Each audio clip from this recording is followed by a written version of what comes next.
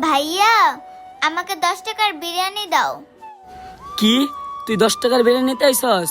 10 টাকার বিরিয়ানি কোনো সময় হয়? যা তুই বাসার 13 টাকা নিয়ে আয়।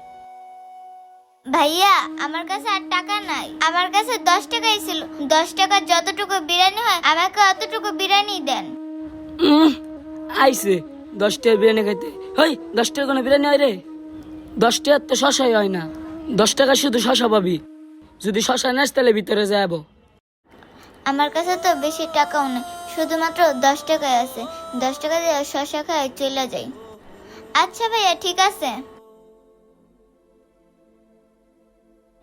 হ্যাঁ আল্লাহ, তুমি আমাদেরকে গরিব বানাইছো তাতে কোনো সমস্যা নেই, কিন্তু আমাদের মতো গরিবদের পেটে তো ক্ষুধা কেন দিছো?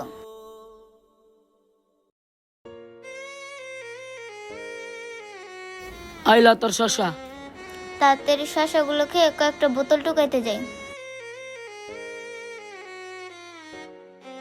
এই ভাই, আমাদের 2টা মুরগ পোলাও দাও। আচ্ছা ভাই, আপনারা যা বসেন, আমি দিতেছি।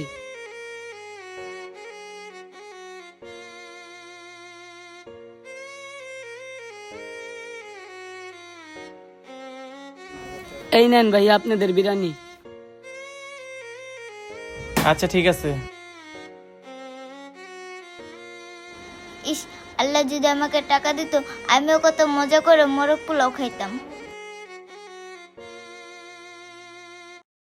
কি ব্যাপার, পিচ্চি কেন আমাদের খাবারের দিকে এভাবে তাকিয়ে আছে? সোহাগ দেখ, এই পিচ্চি মেয়েটা যেভাবে তাকিয়ে আছে, ওর সামনে যদি আমরা এই খাবারটা খাই তাহলে তো আমাদের পেট খারাপ হয়ে যাবে। কি বলতেছিস এইসব? আরে হ্যাঁ, এই ওটার এদিকে আয়, এই পিচ্চি মেয়েটাকে এখনই হোটেল থেকে বের করে দে। আল্লাহ, এখন কি আমি শসাটাও খেতে পারবো না? স্যার স্যার, কি হয়েছে? আপনাদের কোনো সমস্যা? এই বেটা, সমস্যা মানে? তুই এই সমস্ত ফকিনি টকিনি কাস্টমার এই হোটেলে ঢোকাস কেন? এরকম ফকিনি টকিনি কাস্টমার এই হোটেলে ঢোকাস, তাহলে আমাদের মতো কাস্টমার আর তোর এই হোটেলে আসবে না।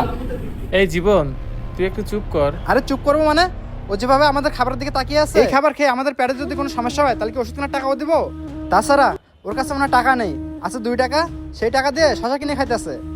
আর ওর কাছে যদি টাকাই থাকতো ও বিরিয়ানি কিনে খেতো, এভাবে শশা খাইতো না। এবার তুই বল, ওই ফকিনি আমাদের বিরিয়ানির দিকে কোন নজরে তাকাইছে?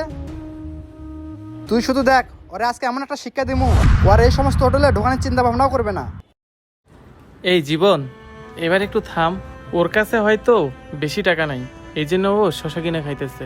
ওর কাছে যদি টাকা থাকতো তাহলে ও আমাদের মতো বিরিয়ানি কিনা খাইতো। ও মনে হয় অনেক অভাবে আছে। এই ভাই থাক, ওরে কিছু বলতে হবে না, আপনি এখন যান।